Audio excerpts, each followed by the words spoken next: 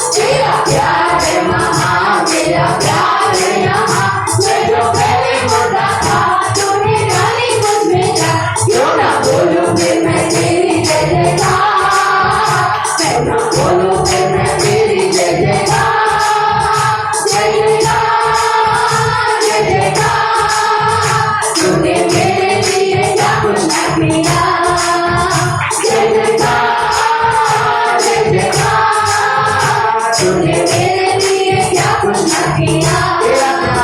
तेरा प्यार है महान, तेरा प्यार है यहाँ। मैं जो पहले बोलता था तूने डाली मुझ में जा। तेरा प्यार है महान, तेरा प्यार है यहाँ। मैं जो पहले बोलता था तूने डाली मुझ में जा। क्यों ना बोलो फिर मैं तेरी जय जयकार, क्यों ना बोलो फिर मैं तेरी जय जयकार, जय जयकार, जय जयकार। तूने मेरे लिए क्या कुछ न किया। जय जयकार, जय जयकार, जय जयकार। तूने मेरे लिए क्या कुछ न किया। मेरी सूरत बिगड़ी मेरा दिल का खाली, तूने खींचा लहू से ताकि आए हरियाली। मेरी सूरत बिगड़ी मेरा दिल का खाली, तूने खींचा लहू से ताकि आए हरियाली। क्यों ना बोलूं फिर मैं तेरी जय जयकार, क्यों ना बोलूं फिर मैं तेरी जय जयकार, जय जयकार, जय जयकार। तूने मेरे लिए क्या कुछ न किया। जय जयकार, जय जयकार। तूने मेरे लिए क्या कुछ न किया। आई जीवन में खुशी आई अपनी जिंदगी, तूने जिंदा सब दिया, तूने ये है दिया। आई जीवन में खुशी आई अपनी जिंदगी, तूने जिंदा सब दिया, तूने ये है दिया। क्यों ना बोलो फिर मैं तेरी जय जयकार, क्यों ना बोलो फिर मैं तेरी जय जयकार, जय जयकार, जय जयकार। तूने मेरे लिए क्या कुछ न किया। जय जयकार, जय जयकार। तूने मेरे लिए क्या कुछ न किया। जय जयकार, जय जयकार।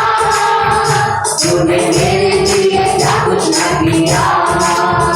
जय जयकार, जय जयकार। तूने मेरे लिए क्या कुछ न किया। आइए इस समय हम परमेश्वर का धन्यवाद एक ही रूप से करें, अपने शब्दों में करें। परमेश्वर को उस समय याद करते हुए जब हमारा जीवन खाली था, जब यीशु मसीह हमारे जीवन में पहली बार आया। हम निराशाओं से बने हुए थे, हमारे जीवन, हमारे मन, हमारी परिस्थितियां बिगड़ी हुई थी। परमेश्वर ने हमें समेटा, हमें मजबूत किया, हमें चट्टान पे खड़ा किया।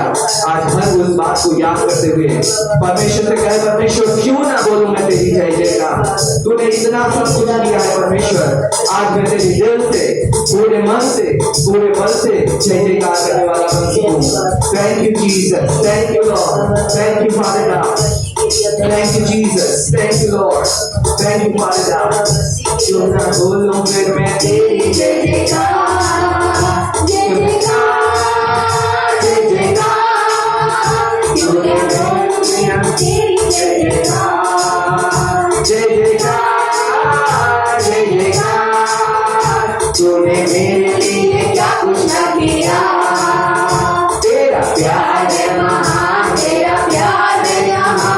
मैं जो पहले बोला था तूने डाली मुझ में जा। तेरा प्यार है महान, तेरा प्यार है यहाँ। मैं जो पहले बोला था तूने डाली मुझ में जा। क्यों ना बोलोगे मैं तेरी जय जयकार, क्यों ना बोलोगे मैं तेरी जय जयकार, जय जयकार, जय जयकार।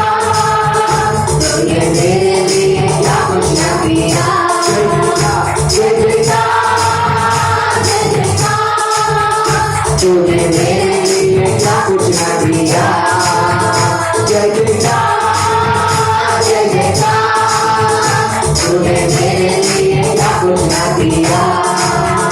जय जयकार, जय जयकार। तूने मेरे लिए क्या कुछ न किया। प्रभु का धन्यवाद करूंगा, उस जगती में सदा रहूंगा। जहाँ चलूंगा मैं जय जलूंगा, जहाँ चलूंगा मैं जय जलूंगा। प्रभु का धन्यवाद करूंगा,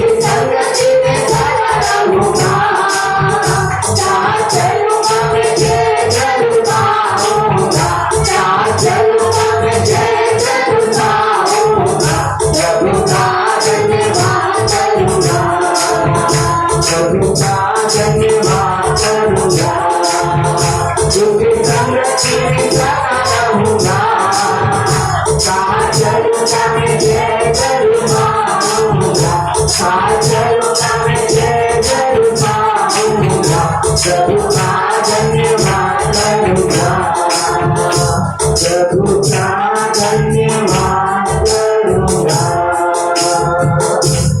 उसकी संगति में सदा रहूंगा, साथ चलूंगा मैं जरूर पाऊंगा, साथ चलूंगा मैं जरूर पाऊंगा, प्रभु का धन्यवाद करूंगा। हर बीमारी पे, हर परिस्थिति पे साथ चलूंगा मैं जरूर पाऊंगा, साथ चलूंगा मैं जरूर पाऊंगा, प्रभु का धन्यवाद करूंगा। मेरी जिंदगी की हर एक परेशानी में खुल जाता है आशा का द्वार। मेरी जिंदगी की हर एक परेशानी में खुल जाता है आशा का द्वार। कभी ना डरूंगा, कभी ना हटूंगा, चाहे जान भी देनी पड़े, प्रभु का धन्यवाद करूंगा। उसकी संगति में सदा रहूंगा, साथ चलूंगा मैं जरूर पाऊंगा, साथ चलूंगा मैं जरूर पाऊंगा, प्रभु का धन्यवाद करूंगा। आज अपनी परिस्थिति से बात करें। मैं परमेश्वर के साथ हर परिस्थिति में जय प्राप्त करूंगा। कोई भी बीमारी, कोई भी रिश्तों की समस्या हो, कोई भी आज हम समस्या से गुजर रहे हो, आज परमेश्वर के साथ चलकर हम उस परिस्थिति में जय प्राप्त करने वाले, घोषणा करने वाले बन सके। परमेश्वर, मैं आपके साथ चलकर इस परिस्थिति में जय प्राप्त करूंगा, इस बीमारी पे जय प्राप्त करूंगा, इस फाइनेंशियल प्रॉब्लम पे जय प्राप्त करूंगा, इस रिश्तों की समस्या पे प्रभु आज इस कमी घटी पे जय प्राप्त करूंगा। परमेश्वर, thank you Jesus, thank you Lord, thank you father God, thank you Jesus, thank you Lord, thank you father God, thank you Jesus. प्रभु आप जय देने वाले परमेश्वर हैं। यह वो मसीह जो अपने लोगों को हमेशा जयवंत करता है। आज प्रभु आपका वचन कहता है कि आपके प्रेम के द्वारा हम जयवंत से भी बढ़कर है परमेश्वर। कोई भी चीज हमें आपके प्रेम से अलग नहीं कर सकती परमेश्वर। और आपका प्रेम के साथ प्रभु हम जयवंत से भी बढ़कर है प्रभु। We are more than conquerors through him who loves us. We thank you, Father God. We thank you, Father God. You are more than able, Lord Father God. You are more powerful than our situations. You are more powerful than our sicknesses. You are more powerful, Lord Father God, than Lord Father God, any other man on the earth, Lord Father God. We thank you, Jesus. हम धन्यवाद करते हैं परमेश्वर, धन्यवाद करते हैं। आप स्तुति और आराधना के योग्य है परमेश्वर, आप महिमा के योग्य है परमेश्वर। There is none like you, Lord, so faithful and so true, Lord Father God. There is none like you, Lord. Thank you, Father God. Thank you, Jesus.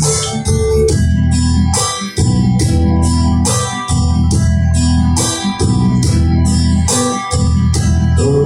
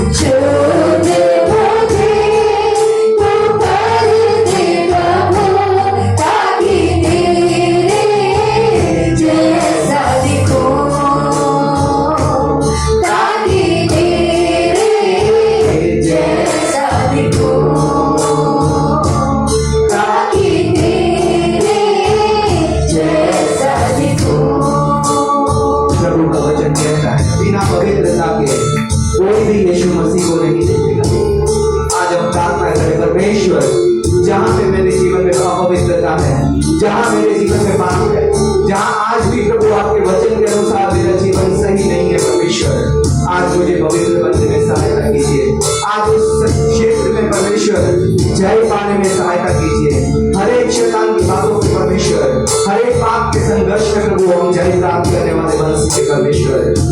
Thank you Jesus, thank you Lord.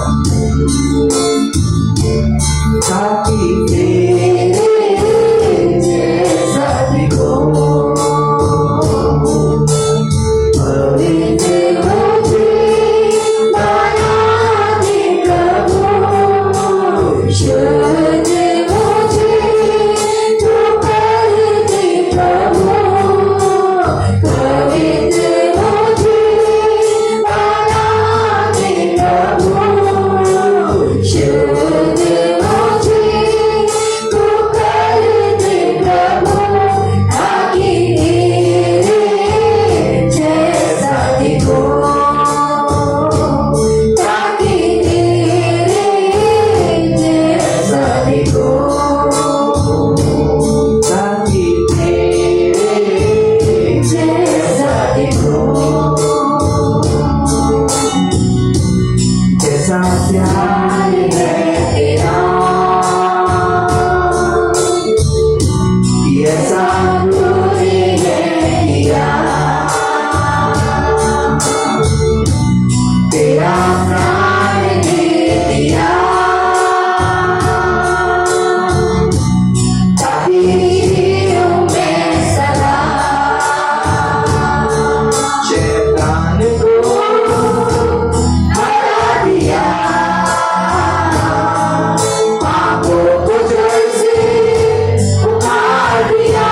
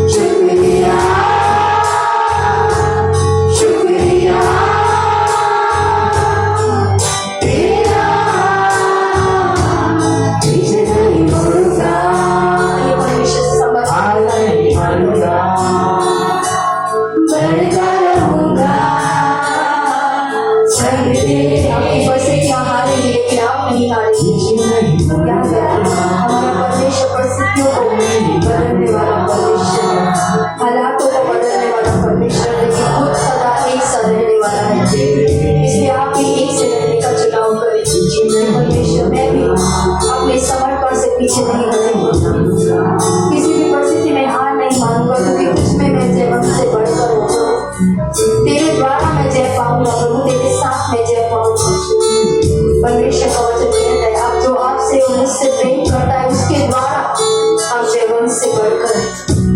आज याद रखिए ये मेरा नहीं आपका नहीं परमेश्वर का प्रेम है जो हमें हर एक परिस्थिति में जय देना चाहता है, जो हमें हर एक परिस्थिति में उठाना चाहता है, जो हर एक परिस्थिति में हमारे साथ बना रहना चाहता है और हमें साथ लेकर आज जयवंत करना चाहता है।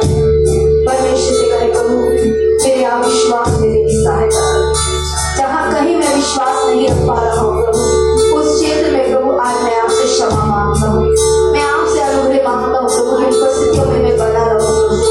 जैसे अब्राहम प्रभु कई बार अविश्वास में गया लेकिन फिर भी बना रहा तो उसने जय पाई प्रभु, उसने उस अवस्था में संतान पाई जो प्रभु अवस्था हमारे देखने समझने से कहीं बढ़कर रहती है। आज प्रभु जैसे आपने मरियम से कहा अगर तू विश्वास करेगी तो परमेश्वर की महिमा को देखेगी, उसने विश्वास खो दिया था क्योंकि उसके हिसाब से 4 दिन के बाद कोई मुर्गा जिलाया नहीं जा सकता। आप और मैं सोच सकते हैं कि आप कुछ नहीं हो सकता लेकिन आपका परमेश्वर आपके लिए सब कुछ कर सकता है क्योंकि उसने कहा मैं विश्वास करने वाले के लिए सब कुछ कर सकता हूँ। क्या आप विश्वास करते हैं? अगर करते हैं तो कहें हाँ प्रभु मैं विश्वास करता हूँ, खुद पर नहीं अपनी परिस्थितियों पे नहीं उस ना बदलने वाले परमेश्वर पे जिसने कहा और उसे पूरा भी किया, जिसने कहा कि मैं मनुष्य नहीं कि मैं झूठ बोलूं और ना ही मनुष्य का पुत्र हूँ जो कुछ कहूँ और उसे पूरा ना करूँ बल्कि अपने नाम से बढ़कर अपने वचन को पूरा करने वाला मैं परमेश्वर हूँ। उस परमेश्वर पे अपने भरोसे को लेकर आइए। तुझ पर ही मेरा भरोसा है यीशु, तुझ पर ही मेरा भरोसा है,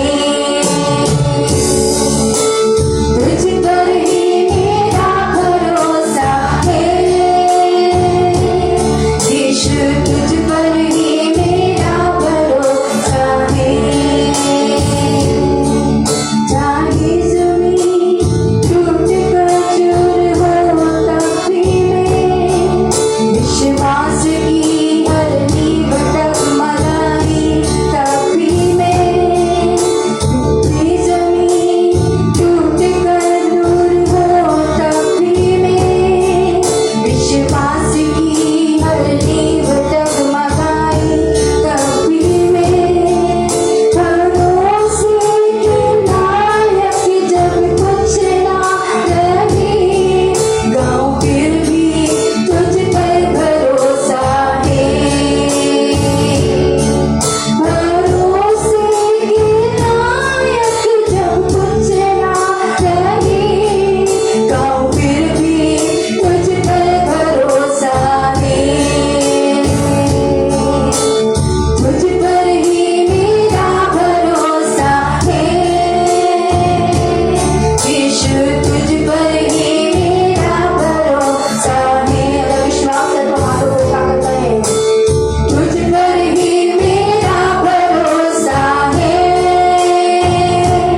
यीशु, तुझ पर ही मेरा भरोसा है, तुझ पर ही मेरा भरोसा है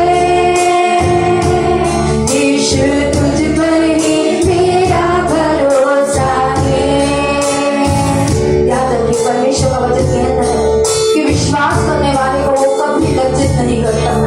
शायद आज आप समझ ना पाए इन परिस्थितियों को, इन हालातों को ना समझ पाए, इन बदले हुए हालातों में आज आपका विश्वास शायद कमजोर पड़े मेरे भाई बहनों, मेरे बेटे बेटियों, लेकिन परमेश्वर कहता है मत घबरा मत डर क्योंकि मैं इन परिस्थितियों पे जय देने वाला परमेश्वर हूँ।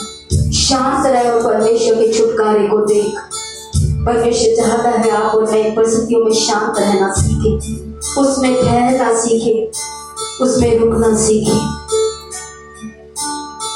मूसा ने इस्राएलियों से कहा जब वो फिरौन की सेना देखकर घबराए, जब वो लाल सागर देखकर घबराए, जब वो दोनों तरफ पहाड़ों को देखकर घबराए, लेकिन मूसा को परमेश्वर ने कहा इस्राएलियों से कहो शांत रहो और परमेश्वर के उद्धार को देख लो। आ जाइए भाई बहन, शांत रहने का चुनाव करें कि परमेश्वर ने आज घबराऊंगा नहीं, परेशान नहीं होगा, बल्कि तुझमें शांत रहकर तेरी छुटकारे को देखूंगा। परमेश्वर पे भरोसा रखें। वो आपको निराश करने वाला नहीं, बल्कि आपकी निराशाओं से आपको आशा में खड़ा करने वाला परमेश्वर है। धन्यवाद देते हैं प्रभु के कि आपका वचन कहता है मसीह जो हम में है वो महिमा की आशा है। आज प्रभु हमारी महिमा की आशा आप बनकर प्रभु जो हमें कार्य कर रहे हैं और हमारे द्वारा कार्य कर रहे हैं प्रभु, हमारी परिस्थितियों में काम कर रहे हैं पिता, उन सारी भलाइयों के लिए पिता आपको धन्यवाद देते हैं पिता, क्योंकि आपने कहा और हमने विश्वास किया कि हमारे लिए सारी बातें मिलकर भलाई को उत्पन्न करेगी, क्योंकि प्रभु हमने आपके उद्देश्य को समझा है और आपसे प्रेम करने का चुनाव किया है पिता। धन्यवाद के साथ पिता ये प्रार्थना हमारे प्रभु यीशु मसीह के नाम से मांगते हैं, आमीन। आप सब बैठ सकते हैं। बच्चे जो 12 साल से छोटे हैं वो पीछे संडे स्कूल की तरफ जाएंगे।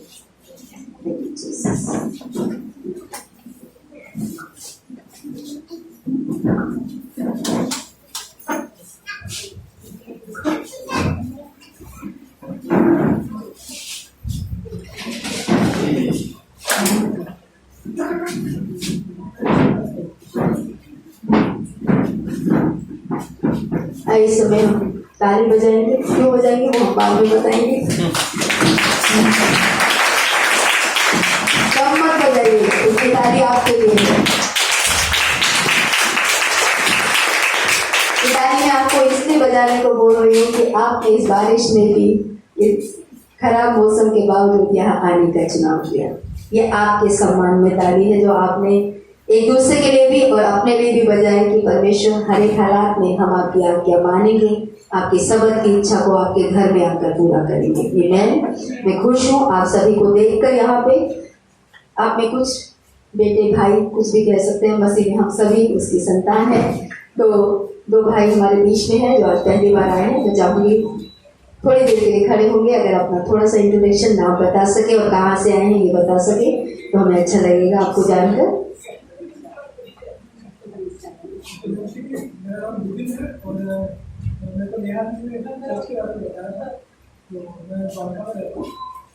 प्रभु के घर में आपका स्वागत है भाई, आगे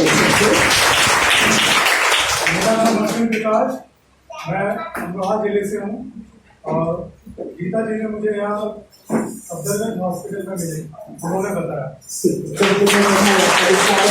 आप हमसे मिलकर जाइएगा सबक की बात है, आपसे मिलकर आपको जानकर हमें अच्छा लगेगा। अगर प्रभु की अगुवाई में प्रार्थना के द्वारा आपके लिए आशीष का कारण बन सके तो प्रभु को महिमा मिलेगी, हमें सम्मान मिलेगा कि आपकी आशीष में हम भागीदार हो।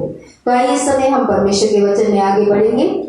पिछले 2 हफ्ते से हम एक विषय को देख रहे हैं कि किस तरीके से हम अपने विचारों में परमेश्वर पे केंद्र करके अपने नजरिए को रखकर अपने जीवन को जी सकते हैं। इसमें मैंने आपको एक कहानी सुनाई थी। 2 भाई हैं और शायद आप में से कोई ना हो, उसके लिए दोबारा से उस कहानी को सुनाऊंगी। आपको याद होगी, अगर नहीं याद है तो आप याद कर लीजिएगा कि एक व्यक्ति के पास घोड़े थे, बहुत सारे घोड़े थे। उनमें एक उसका सबसे अच्छा घोड़ा था, वो सफेद घोड़ा था। और एक दिन उसका घोड़ा कहीं खो गया या चला गया तो उसका पड़ोसी जो उससे थोड़ी जलन या ईर्ष्या रखता था, कुछ भी कह सकते हैं, उसके पास आया और उसने कहा कितने बदनसीब हो तुम, कितना दुर्भाग्य की बात है, कितने दुख की बात है कि तुम्हारा सबसे अच्छा घोड़ा जो दौड़ने में अच्छा था, दिखने में अच्छा था, जो शान था तुम्हारे घोड़ों की, वो खो गया। उस व्यक्ति ने जिसका घोड़ा था उसने कहा मुझे नहीं पता, मैं खुशनसीब हूँ, मैं बदनसीब हूँ, ये मेरा दुर्भाग्य है, ये मेरा सौभाग्य है, वो मालिक है, वो जानता है वो क्या कर रहा है। और थोड़े समय के बाद उसका घोड़ा वापस आ गया और अपने साथ 15 घोड़े और ले आया। पड़ोसी बड़ा हैरान हुआ और भागा भागा फिर से उसके पास आया और उसने कहा कितने खुशनसीब हो तुम, तुम्हारा एक घोड़ा गया था, 15 घोड़ा लेके आ गया हूँ। उसने कहा मुझे नहीं पता, मैं खुशनसीब हूँ, मैं बदनसीब हूँ, मेरा दुर्भाग्य है या मेरा सौभाग्य है, वो मालिक है, वो जानता है वो क्या कर रहा है। थोड़े समय के बाद उसका बेटा यानी कि जो घोड़े का मालिक था, उनका बेटा घोड़ों को ट्रेन यानी प्रशिक्षण दे रहा था और उस प्रशिक्षण में वो इस तरीके से गिरा कि उसकी एक टांग टूट गई। पड़ोसी फिर भागा भागा उसके पास में आया और उसने कहा कितने बदनसीब हो, कितने कितने दुर्भाग्य की बात है कि तुम्हारे बेटे की टांग टूट गई और उस वजह से कट भी गई और वो अपंग हो गया। कितना दुर्भाग्य की बात है ये तुम्हारे जीवन में। उसने फिर से कहा, मुझे नहीं पता, ये मेरा दुर्भाग्य है, ये मेरा सौभाग्य है, मैं बदनसीब हूँ, मैं खुश नसीब हूँ, मुझे ये सब कुछ नहीं पता। वो मालिक है, वो जानता है वो क्या कर रहा है। परिस्थितियां देखकर कभी खुश नसीब कभी बदनसीब हम सभी अपने आप को देखते हैं, समझते हैं कि मेरा दुर्भाग्य है, ये मेरा सौभाग्य है, ये मेरे लिए खराब बात है, ये मेरे लिए सही बात है, और परमेश्वर को समझने में हम सभी असमर्थ रहते हैं। और उसके साथ साथ हम आगे बढ़े थे, उसमें हमने ये समझा था कि फिर क्या हुआ, सिविल वॉर हुआ, गृह युद्ध हुआ, जिसमें हर एक जवान लड़के को युद्ध के लिए सरकार ने बोला जाना ही पड़ेगा, कोई मना ही नहीं है। लेकिन उसका लड़का क्योंकि अपंग था, उसका लड़का युद्ध में नहीं जा पाया, लेकिन पड़ोसी का लड़का और बाकी जवान सभी लड़के गए और वो सारे के सारे युद्ध में मारे गए। और वो पड़ोसी कुछ नहीं बोल पाया। कौन खुश नसीब था, कौन बदनसीब था, जिसका बेटा रह गया या जिसका बेटा मर गया। हालात परिस्थितियां हम सभी के जीवन में बदलते हैं, उतार चढ़ाव आते हैं, लेकिन परमेश्वर को, गॉड सेंटर जो हमारा विषय है कि परमेश्वर को केंद्र में रखकर, यानी जीवन के सोच के नजरिए के बीच में रखकर हमें मसीह जीवन को जीना होता है। मसीह जीवन या इस संसार में किसी भी व्यक्ति का जीवन उतार चढ़ाव से हटा हुआ नहीं है।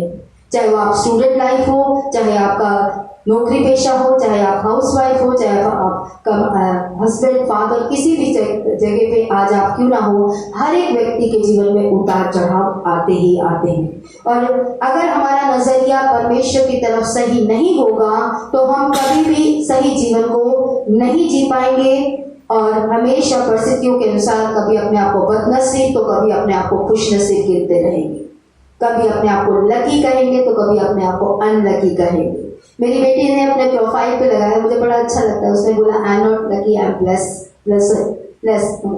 मैं लकी नहीं हूँ, खुश नसीब या अच्छे जैसे कहते हैं ना भाग्यशाली नहीं हूँ, मैं आशीषित हूँ।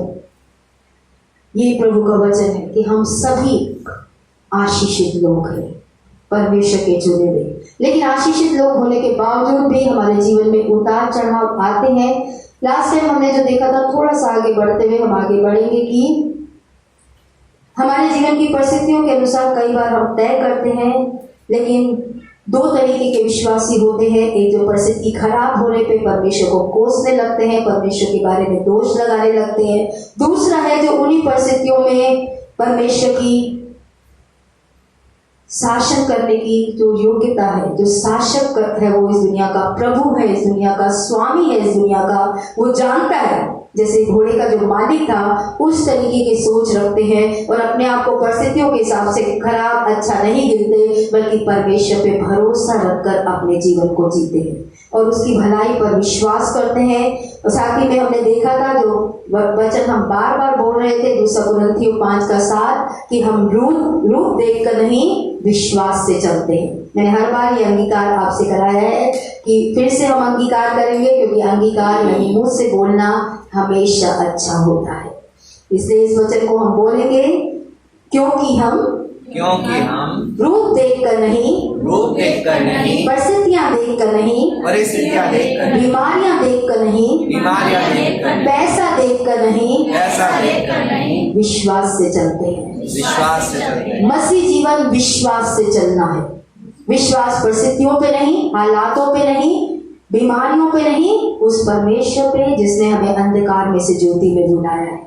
तो ये विश्वास के साथ हम आगे बढ़ते हैं, लेकिन हमारी सोच तय करती है कि हम सही में विश्वास का जीवन जी रहे हैं या नहीं जी रहे हैं। लास्ट टाइम जो बात हमने देखी थी कि परमेश्वर क्या है, कि अगर हमें गॉड सेंटर पर्सपेक्टिव के साथ अपने जीवन को जीना है तो you must recognise God is sovereign.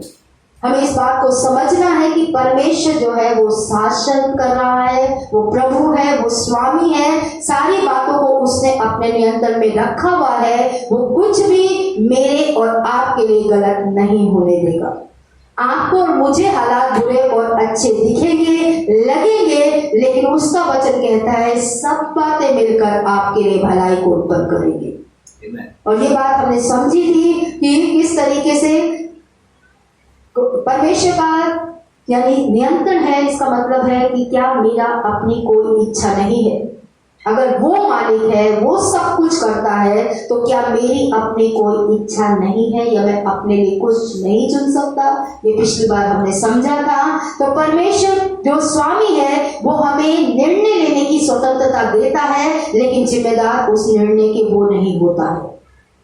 आप और मैं, परमेश्वर स्वामी है, मालिक है। हम सभी जो इस जगह पे बैठे हैं, कहीं ना कहीं हमारा अपना राज है।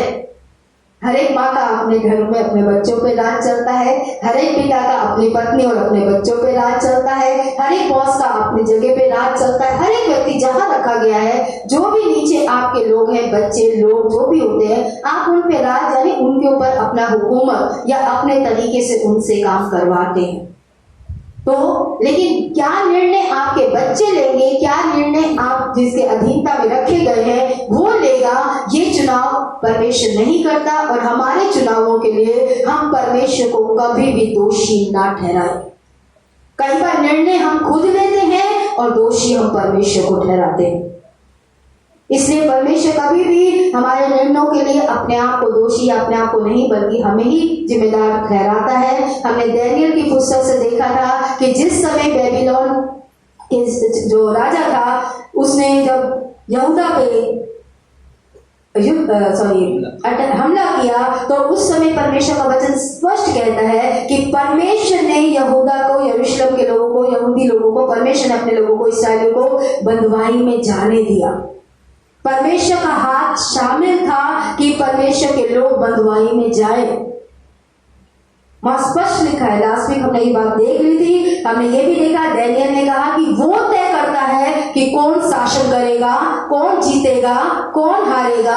मैं और आप तय नहीं करते हैं, ये उसके निर्णय में है। लास्ट टाइम हमने ये भी देखा था कि सारी विपत्ति, सारी परेशानियों के बीच में डिसअपॉइंटमेंट या हालात जिससे आप और मैं निकलते हैं, उसका उद्देश्य परमेश्वर का एक ही होता है कि मनुष्य परमेश्वर को खोजे, परमेश्वर को जाने, परमेश्वर की तरफ लौटे।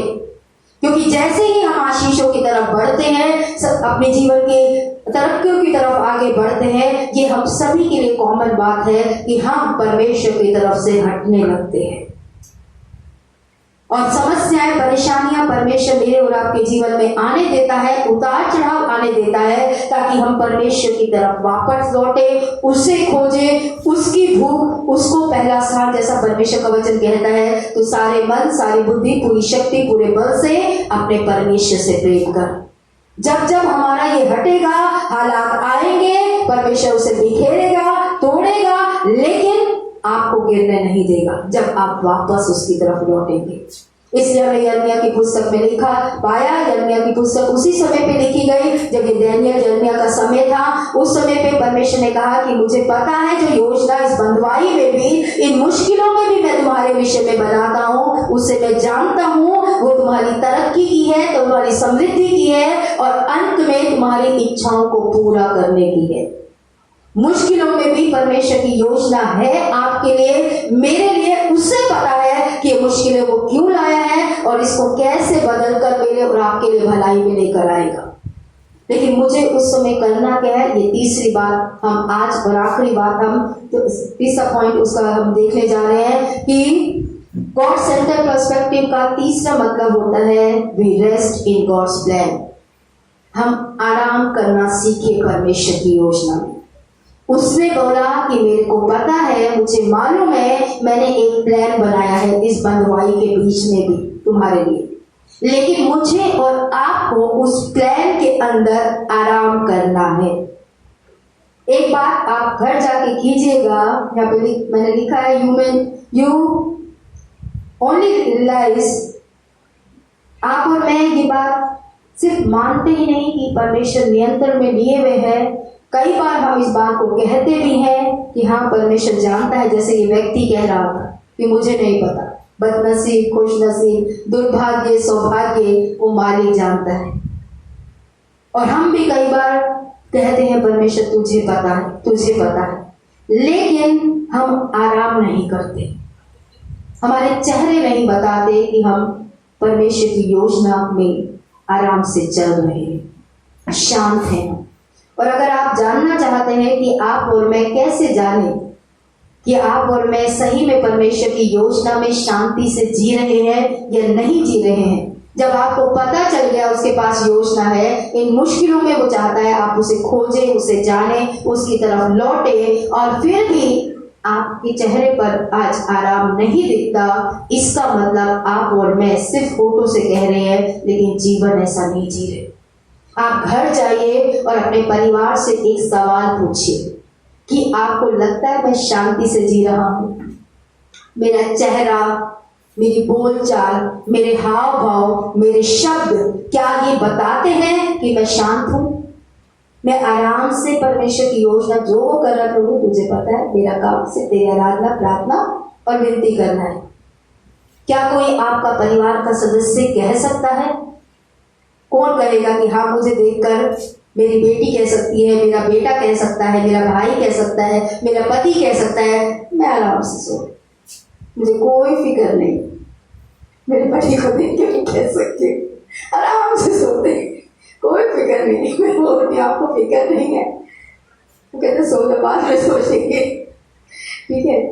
मुझे नींद नहीं आती कई बार, लेकिन उन्हें आराम से आती, जैसे ही फर्क तो वैसे ही नींद, कहते अच्छा जीवन है, ठीक है। तो क्या मेरे और आपके चेहरे को देखकर हमारा परिवार कह सकता है कि हम परमेश्वर की योजना में आराम से चल रहे हैं?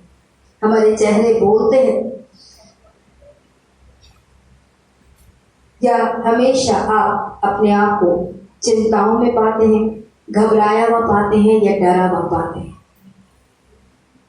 आप अपने आप को जवाब दीजिए कि क्या सही में अगर हमारे जीवन के केंद्र में, हमारे विचारों के केंद्र में परमेश्वर है और हम जी रहे हैं वैसा जीवन कि परमेश्वर तू मेरी नाव के अंदर है, लेकिन फिर भी चेहरे घबराए, डरे, उन्हें कोई जरूरत नहीं थी। वैसे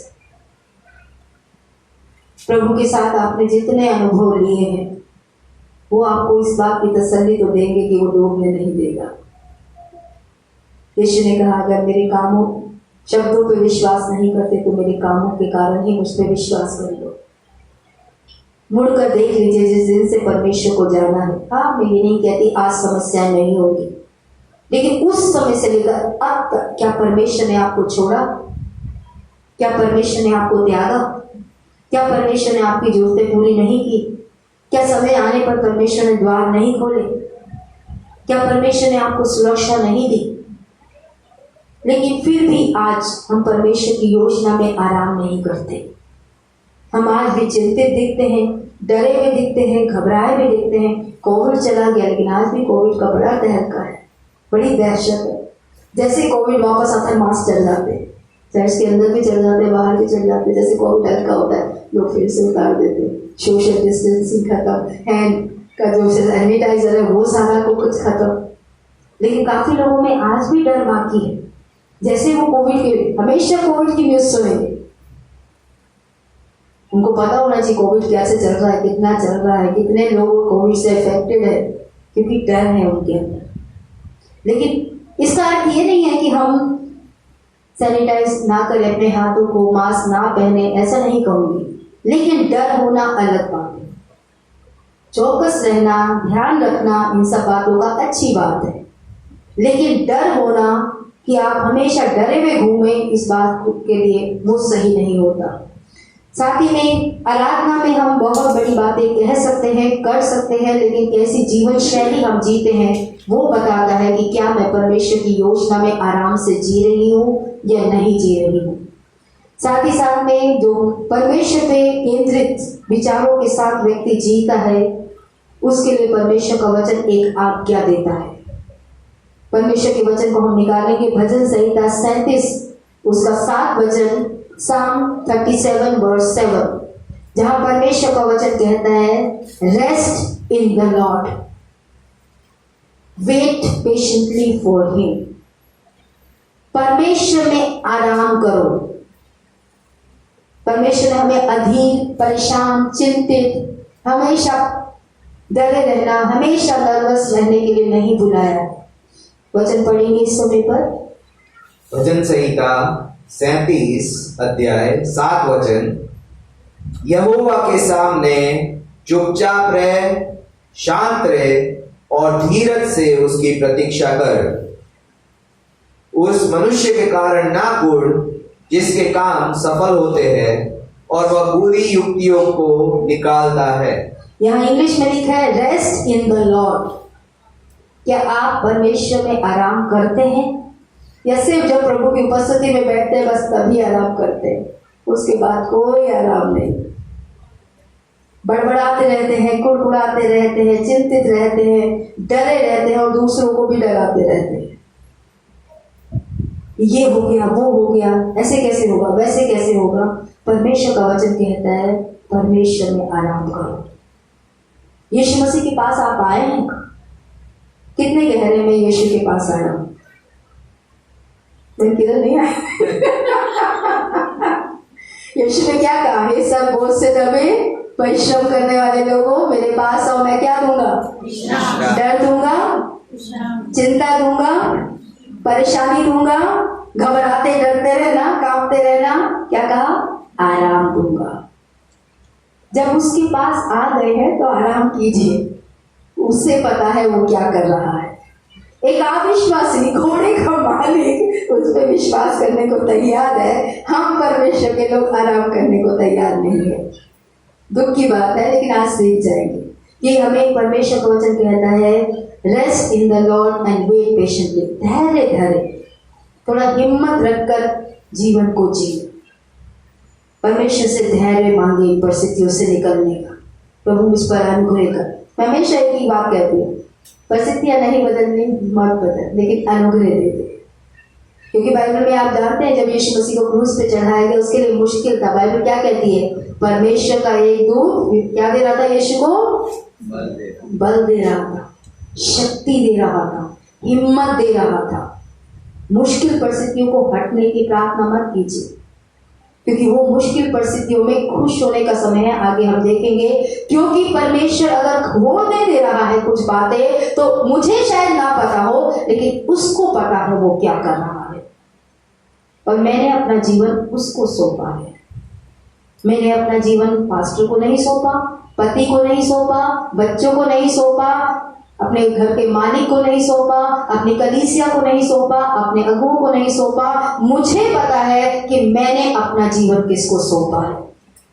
इसलिए पौलुस कहता है कि मुझे पता है कि मैंने अपने विश्वास को किसको सौंपा है, और वो अंत तक मेरे विश्वास की धरोहर की रखवाली करने में योग्य परमेश्वर है। हर बार ध्यान रखिए, मेरे हालात परमेश्वर के हाथ में, उससे पता है कि वो क्या कर रहा है, और साथ साथ में वो जो कुछ कर रहा है एक उद्देश्य है मेरे जीवन के लिए, और वो उद्देश्य मेरे जीवन में पूरा होगा। मैंने लास्ट टाइम भी आपसे कहा था, परमेश्वर की दृष्टि या परमेश्वर की योजना हमारे चरित्रों को साफ करने की है। वो धीरे धीरे हमें साफ करता है, धीरे धीरे हमारे जीवन से उन गलत बातों को निकालता है, जिसके द्वारा हम उससे दूर जा सकते हैं, जिसके द्वारा शैतान वापस हमें अपनी योजनाओं में खींच सकता है, और वो उन बातों को हटाएगा।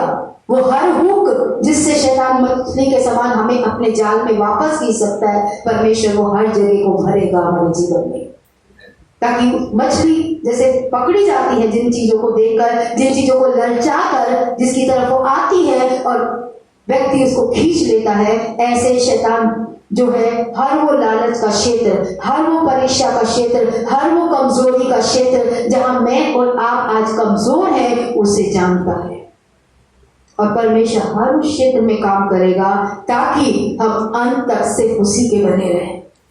शैतान की योजना में भागीदारी हम ना लें।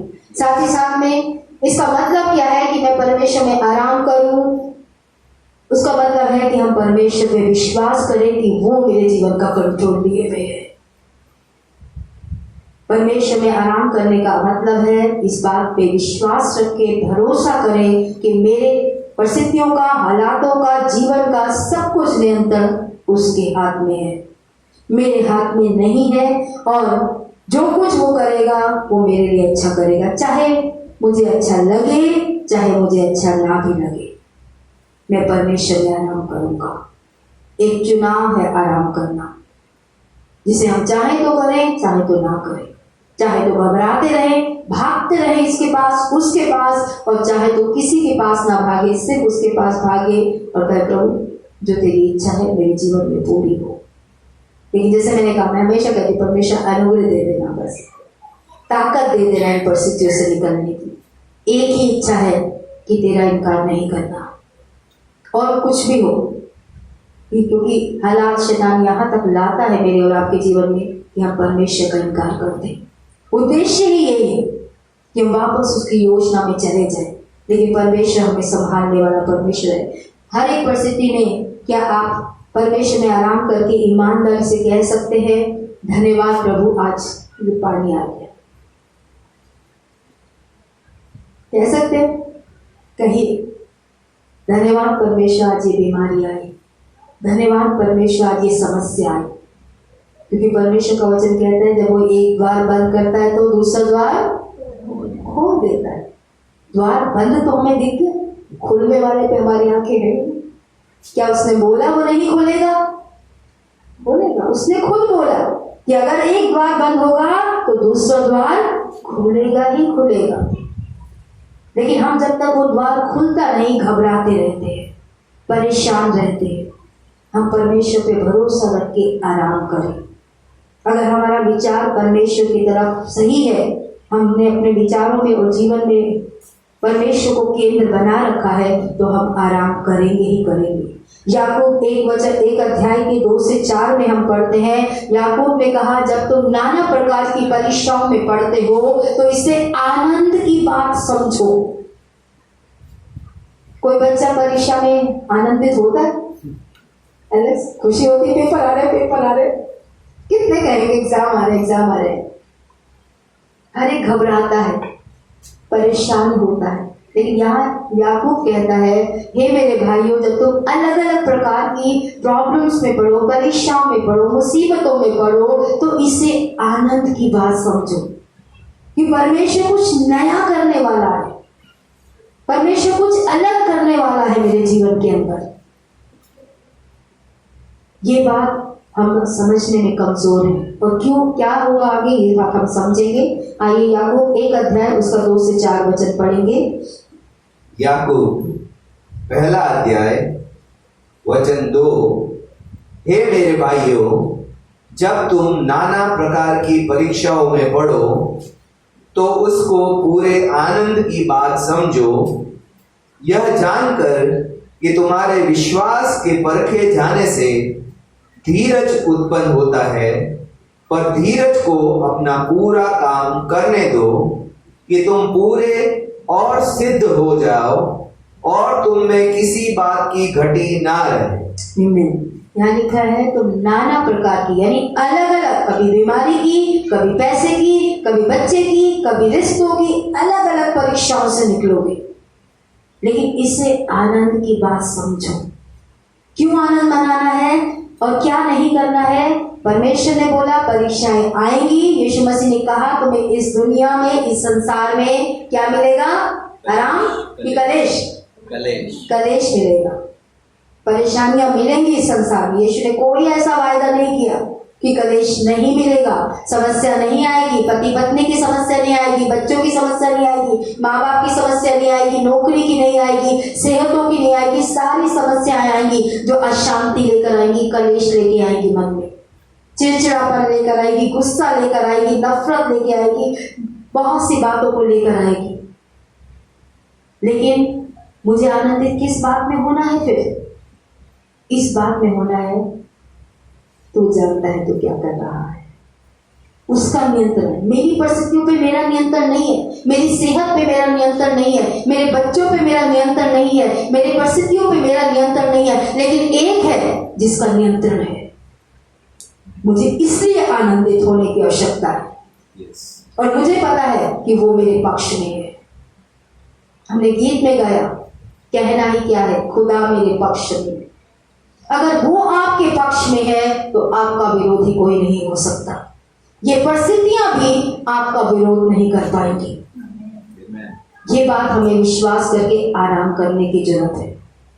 इसलिए पौलुस याकूब कहता है इसे पूरे आनंद की बात समझो। कि परमेश्वर मैं कुछ नहीं कर पाऊंगा। मुझे क्या बोला गया है? चिंता मत कर, सब बातों में प्रार्थना निवेदन धन्यवाद के साथ कहाँ चढ़ाऊं?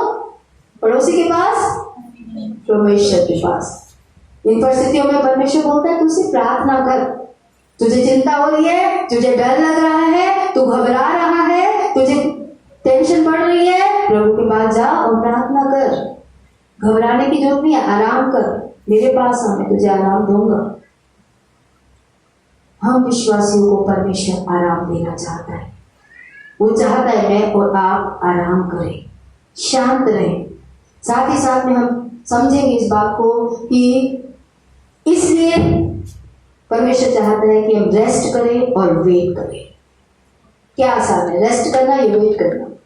या दोनों ही आसान नहीं है कुछ लोगों के लिए, कि ना तो हम रेस्ट करते हैं ना हम वेट करते हैं। कब होगा, कब होगा, कैसे होगा, कैसे होगा, बस यही चिंता में लगे रहते। कौन करेगा, कौन करेगा? क्योंकि परमेश्वर चाहता है आप और मैं रेस्ट करें। यहाँ लिखा है कई लोग रेस्ट नहीं करते। रेस्ट करेंगे कैसे, समझ ही नहीं आ रहा क्या हो रहा है। तीसरा वचन पढ़ेंगे और बात को समझेंगे।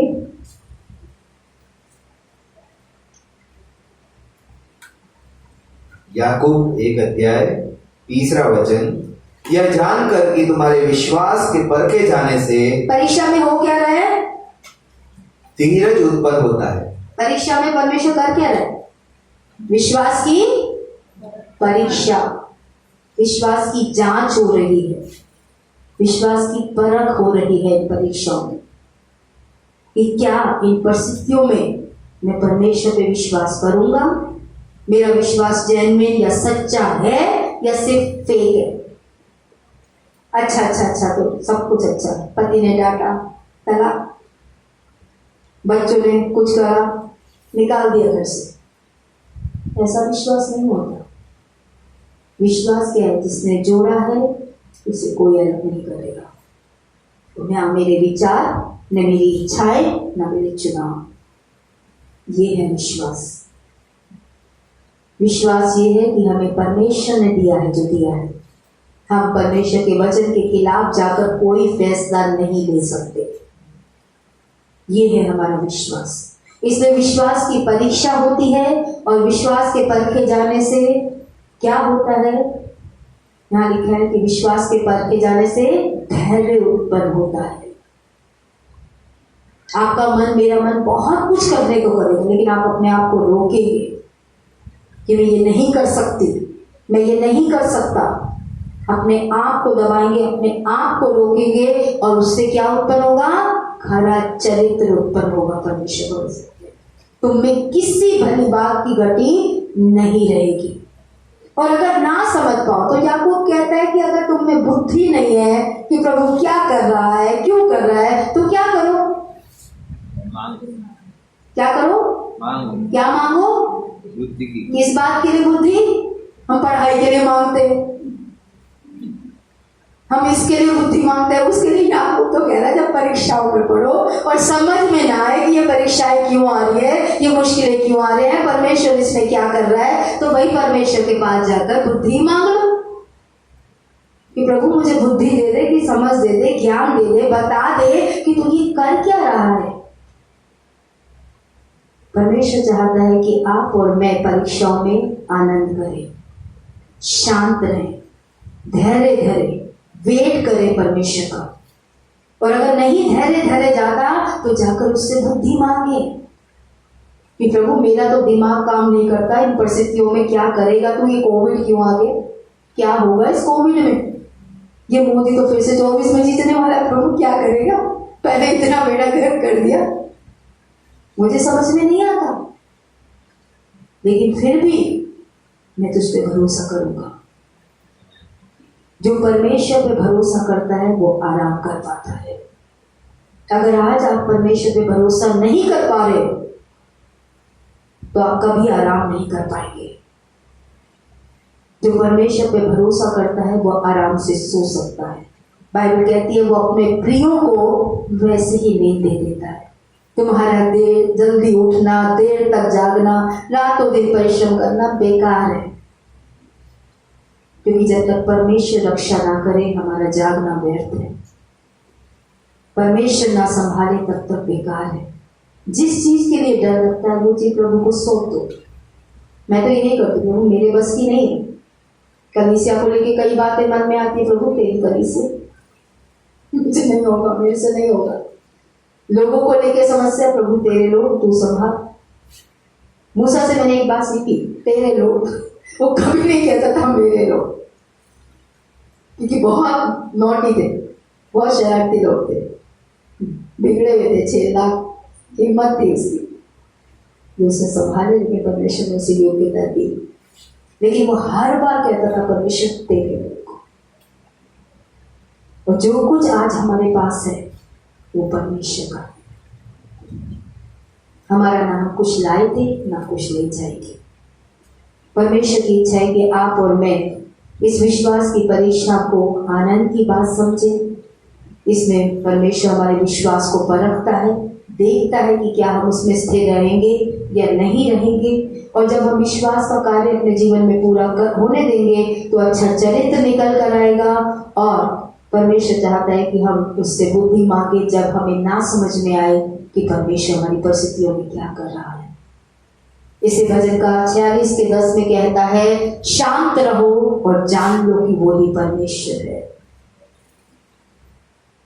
आप और मैं परमेश्वर नहीं है। लास्ट टाइम मैंने बोला था, God is God, we are not. वो परमेश्वर है, आप और मैं नहीं है। हम सिर्फ उसके चुने हुए लोग हैं जो उसकी इच्छा के अनुसार अपने जीवन को चलाते आए। इसलिए ये पॉइंट यहीं पे खत्म होता है। अगर हमें परमेश्वर पे केंद्रित जीवन को जीना है, हमें सीखना है परमेश्वर में आराम करना। आप और मैं परिस्थितियों को नियंत्रित नहीं कर सकते, हालातों को नियंत्रित नहीं कर सकते, बच्चों को नहीं कर सकते, फाइनेंस को नहीं कर सकते, लेकिन वो नियंत्रण रखता है। उस परमेश्वर पे भरोसा करके आराम करने का चुनाव कीजिए। मुश्किलों में, परिस्थितियों में हारे नहीं, आनंद की बात समझें, क्योंकि परमेश्वर को पता है वो क्या कर रहा है। चुनाव करें, परमेश्वर मैं अपना जीवन तुझे सौंप चुका, अपनी परिस्थिति तुझे सौंप चुका, अब मैं तुझ में आराम करना चाहता हूँ, क्योंकि तूने कहा मेरे पास आओ, मैं तुम्हें आराम दूंगा।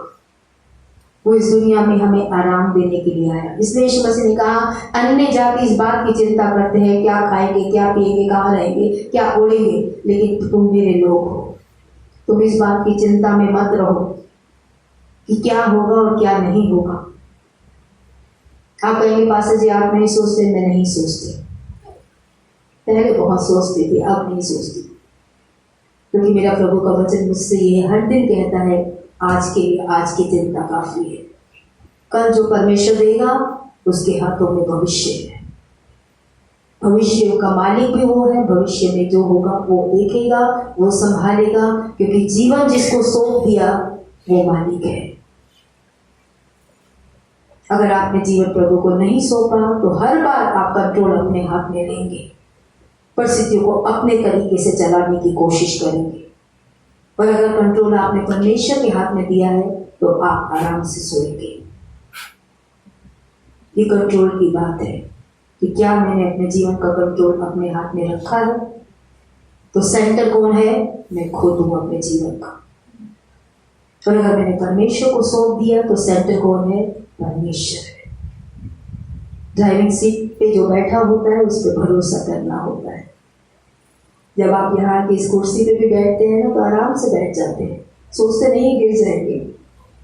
इस कुर्सी पर भरोसा है, उस मालिक पे भरोसा करना सीखे। कभी आके देखा कुर्सी गिर रही है, टूटी तो नहीं है? किसने चेक करके कुर्सी पे बैठे?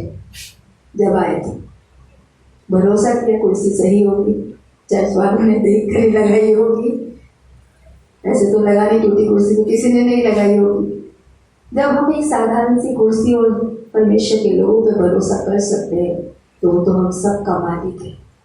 उस पे भरोसा करना सीखें और उसमें आराम करने का चुनाव करें। तो आज का पॉइंट यही था, हम यहीं पे रुकेंगे कि परमेश्वर चाहता है कि मैं और आप आराम करें, उसको केंद्र में रखें, उस पे भरोसा करें, उसने आपको चुना है। हम वचन में कहते हैं, प्रार्थना में कहते हैं, प्रभु तेरा वचन कहता है हमने तुझे नहीं चुना। किसने हमें चुना? परमेश्वर ने हमें चुना है। किसने चुना? इसराइलियों को किसने निकाला था? वापस ले जाने के लिए? कितने कहेंगे परमेश्वर ने इसराइलियों को मिस्र से इसलिए निकाला कि वापस मिस्र ले जाना चाहता था? ले जाना चाहता था परमेश्वर? नहीं। कहाँ ले जाना चाहता था? आपको कहाँ ले जाना चाहता है? वायदे की आशीषों में, पाप की गुलामी में वापस नहीं, अंधकार की बातों में वापस नहीं, लेकिन आपको यहोशू और कालेब की तरह परमेश्वर पे विश्वास करना है। लोगों को देख के, परिस्थितियों को देख के डरना नहीं कि हमारा परमेश्वर उससे ज्यादा सामर्थ्य है। बाइबल कहती है वो जो हम में है इस संसार में जो है उससे ज्यादा सामर्थ्य है। उस परमेश्वर पे भरोसा करना है और उसको अपने जीवन सौंपकर आराम से सोना है। घबराने की जरूरत नहीं है, परेशान होने की जरूरत नहीं, चिंतित होने की जरूरत नहीं है। फिर भी आए प्रभु तू संभाल, तुझे सौंप दिया। और वचन कहता है वो अंत तक हमारे विश्वास की धरोहर की रखवाली करने में योग्य है। कहीं लिखा है विश्वास योग्य है। तो वचन ये भी कहता है मैं और आप अविश्वास योग्य रह सकते हैं, लेकिन वो अविश्वास योग्य नहीं होगा, क्योंकि वो अपने वचन से कभी नहीं बदलता। उस परमेश्वर पे भरोसा करिए और आराम से अपने जीवन को जिए।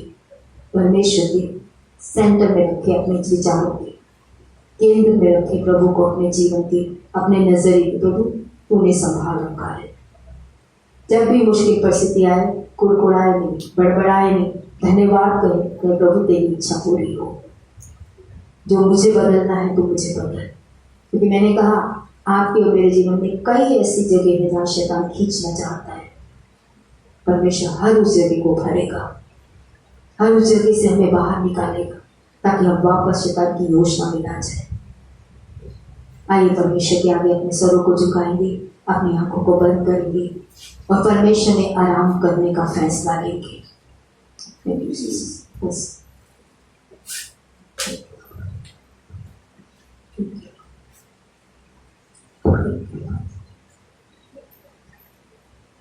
अपने मन में सोचिए कि क्या आप आराम करते हैं। मैं उस आराम की बात नहीं कर रही जो हम बिस्तरों पे रात को करते हैं। आपके मन में, आपके विचारों में क्या विश्राम है? या आज भी आप और मैं चिंतित, परेशान, घबराए भी, डरे भी घूमते, इस बात की चिंता, उस बात की चिंता। प्रभु का वचन कहता है अपनी सारी चिंता मुझे दे, क्योंकि मुझे तेरा ध्यान है।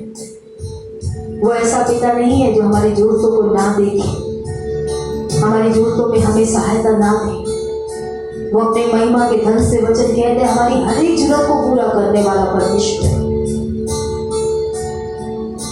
आपको और मुझे उस पर भरोसा करने की आवश्यकता है।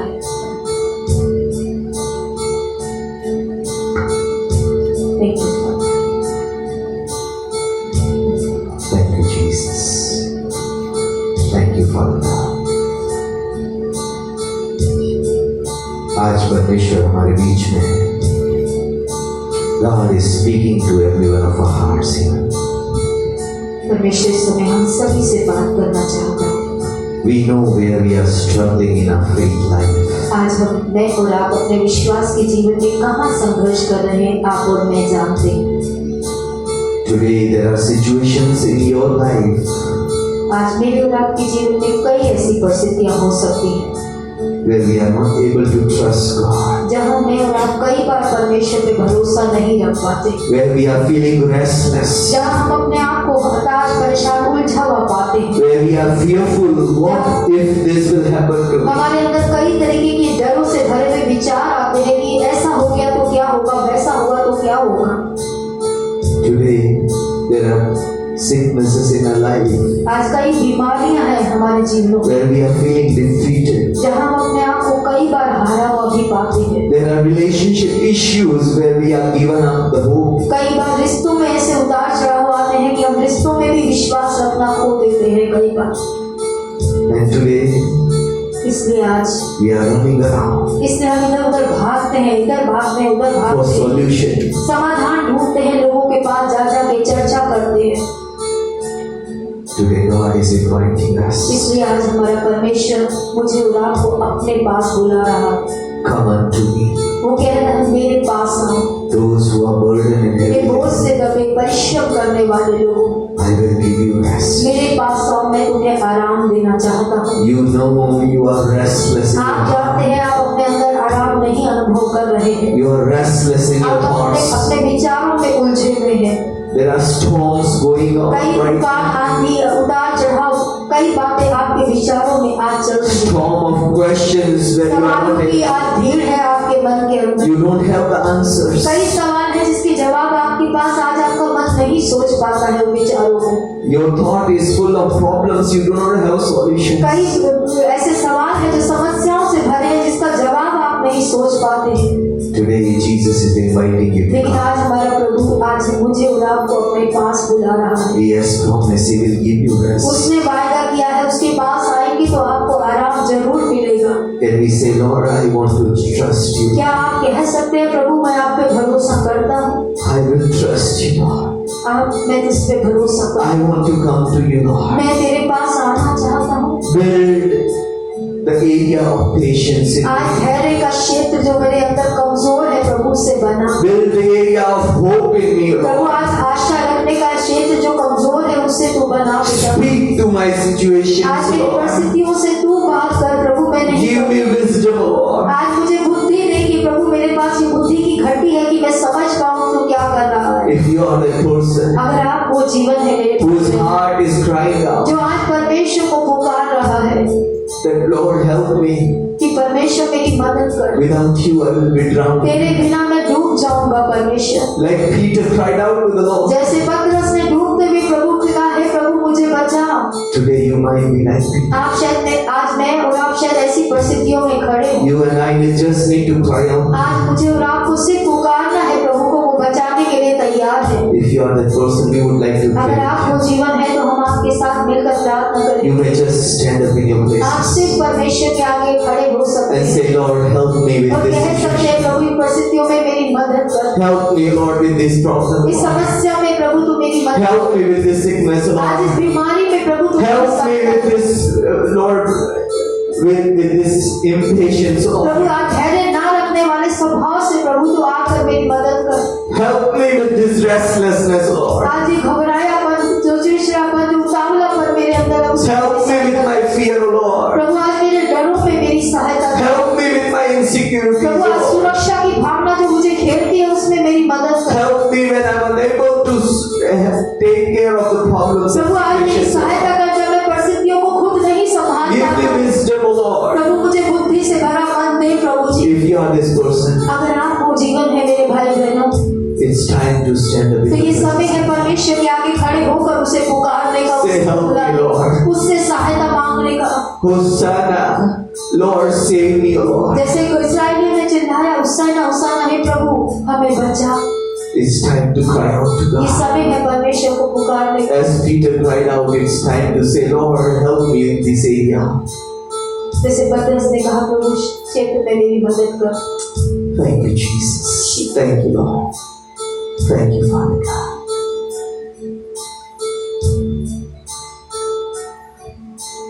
तुझ पर ही मेरा भरोसा है, तुझ पर ही मेरा भरोसा है, तुझ पर ही मेरा भरोसा है,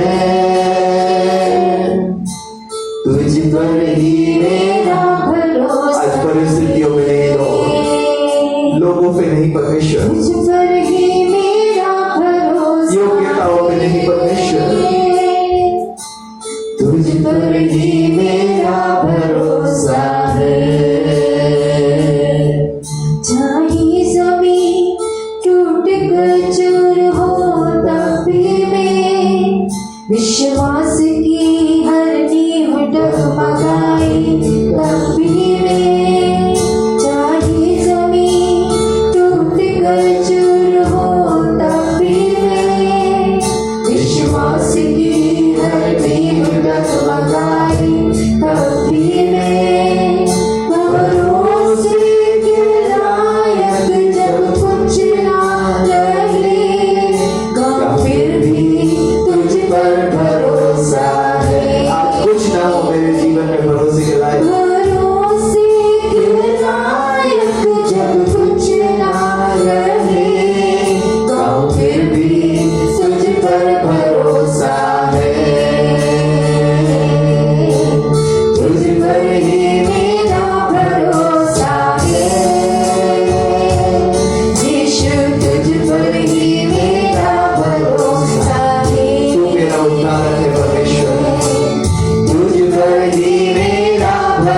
भरोसा है यीशु तुझ पर ही मेरा भरोसा है परमेश्वर तू जय देने वाला परमेश्वर है तुझ पर ही मेरा भरोसा है तू चंगा करने वाला परमेश्वर है यीशु तुझ पर ही मेरा भरोसा तू जरूरतों को पूरी करने वाला परमेश्वर है तुझ पर ही मेरा भरोसा है तू रिश्तों को चंगा करने वाला यीशु परमेश्वर है तुझ पर ही मेरा भरोसा है तू सब कुछ लौटाने वाला परमेश्वर है तुझ पर ही मेरा भरोसा है तू सब कुछ सुरक्षित रखने वाला यीशु परमेश्वर है तुझ पर ही मेरा भरोसा तू है आंधियों को शांत करने वाला परमेश्वर है तुझ पर ही मेरा भरोसा है तू विचारों को शांत करने यीशु वाला तुझ परमेश्वर पर है ही मेरा तू भरोसा डरों को हटाने वाला परमेश्वर है तुझ में कमजोर हो सामर्थी हो अंधेरे जगत की रोशनी हो जो सामर्थ मुझे देता है उसमें सब कुछ कर सकता हूँ जब मैं कमजोर हूँ सामर्थी आज अपने निर्बल पाँव पे हूँ अंधेरे जगत की रोशनी हो जो सामर्थ मुझे देता है उसमें सब कुछ कर सकता हूँ यीशु मैं खुश नहीं सर हूँ गुलाम नहीं आजाद हूँ आखिर नहीं पहला हूँ मैं दास नहीं बेटा हूँ बुलाया हुआ नहीं बचना हुआ हूँ मैं हारा हुआ नहीं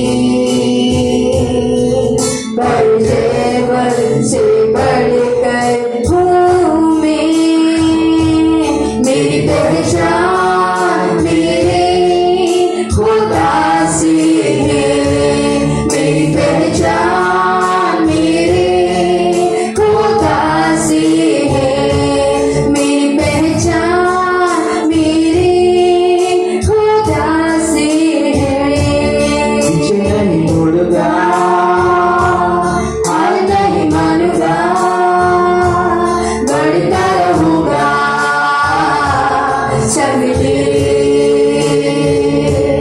पीछे नहीं मुड़ूंगा हार नहीं मानूंगा बढ़ता रहूंगा सबके कहना ही क्या है खुदा मेरे पक्ष में तो कौन अब मेरा विरोधी ठहरेगा कहना ही क्या है खुदा मेरे पक्ष में कौन अब मेरा विरोधी ठहरेगा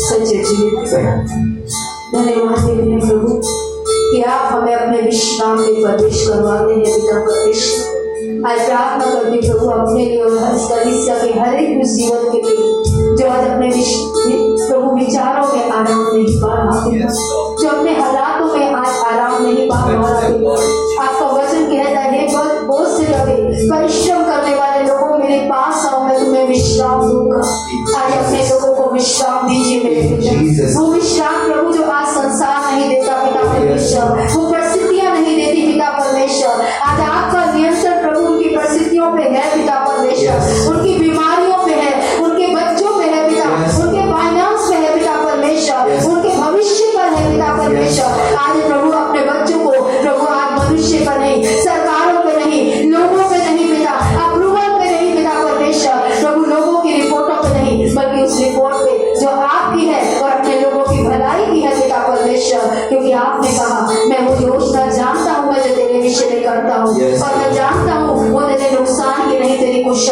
है Yes. और अंत में तेरी इच्छाओं को पूरा कर देंगे। Amen. प्रभु के वचन के अनुसार आज उसकी योजना में अपने आप को विश्राम देने का चुनाव कीजिए। Jesus. याद रखिए उसकी योजना आपके लिए भली है। उस Yes. योजना में अपने आप को आराम से रखने का चुनाव कीजिए कि परमेश्वर में शांत रहूंगा और जानूंगा कि तू परमेश्वर है। Yes, इस Lord. कार्यों को परमेश्वर ने मूसा ने कहा शांत रहो, खड़े खड़े परमेश्वर का उद्धार देखो। और आज शांत रहने का चुनाव कीजिए, आज इंतजार करने का चुनाव कीजिए। जब नहीं समझ पाए तो याद रखिए वो जो जानता है उस पर भरोसा रखकर अपने जीवन को सौंप दीजिए। उसने कहा किसी बात की चिंता मत कर, बल्कि हर एक बात में प्रार्थना निवेदन कर। खुदा शांति का राज परमेश्वर तेरे मन को तुझको उसमें सुरक्षित रखेगा।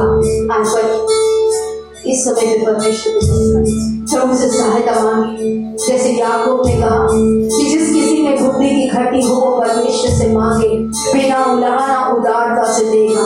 आज अपनी परिस्थितियों को समझने के लिए परमेश्वर से बुद्धि मांगे, परमेश्वर से सहायता मांगे, परमेश्वर से ज्ञान मांगे कि प्रभु आज मैं नहीं समझ पा रहा, भरोसा तो करता हूँ लेकिन मेरा दिमाग नहीं समझ पा रहा, मेरी सोच नहीं समझ पाती प्रभु, मेरी अपनी समझ आज विफल है पिता इन बातों में। कौन सी भलाई बुराई का देख पाने में, समझ पाने में प्रभु आज मैं तुझसे बुद्धि मांगता हूँ पिता।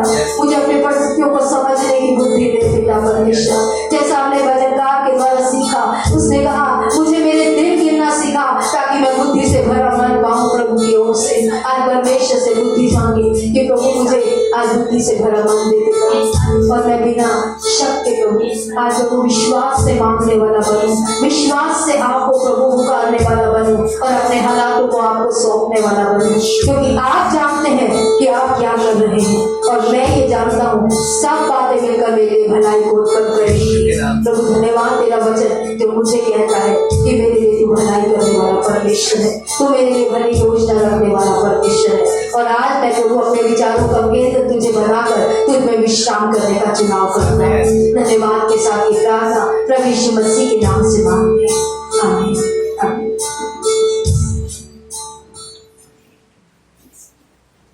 घर जाके सोइएगा, चेहरे पे हमेशा मुस्कुराहट रखिए। ये मुस्कुराहट परमेश्वर के लोगों पे सोती है, यानी कि अच्छी दिखती है।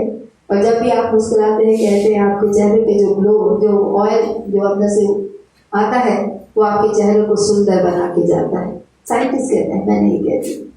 विश्वास करते हैं तो कितने लोग घर जाके सोएंगे?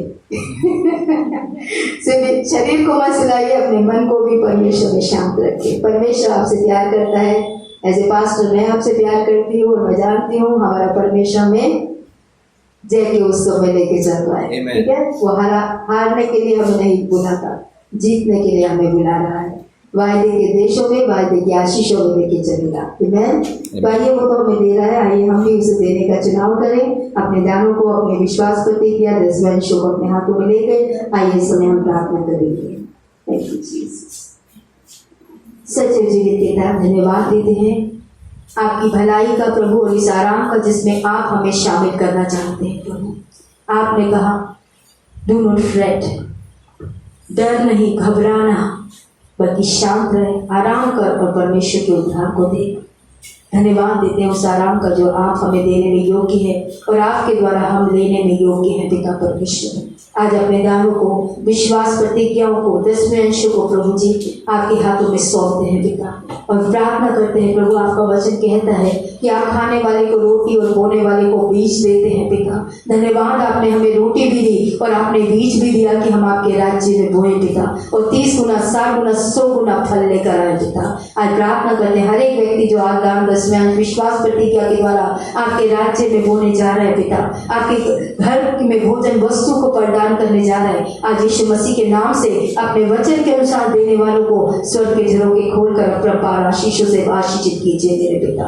आज जो देने में अयोग्य है पिता, कमजोर है पिता, उनके लिए द्वारों को खोलिए पिता, ताकि आज वो भी लेकर आपको देने वाले बने पिता। धन्यवाद के साथ ये प्रार्थना हमारे प्रभु यीशु मसीह के नाम से मांगते हैं, आमीन।